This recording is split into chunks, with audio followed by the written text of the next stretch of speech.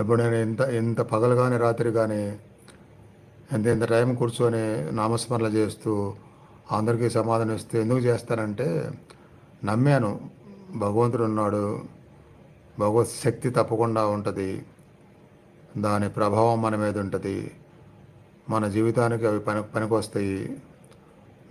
నమ్మకం ఉంది కాబట్టి అంతంత టైం ఓపికగా సంతృప్తిగా స్పెండ్ చేయగలగటం.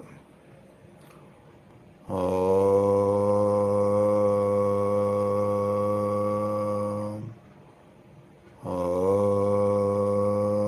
శ్రీ లలితాదేవి నమః. ఓం శ్రీ మాతరే నమః.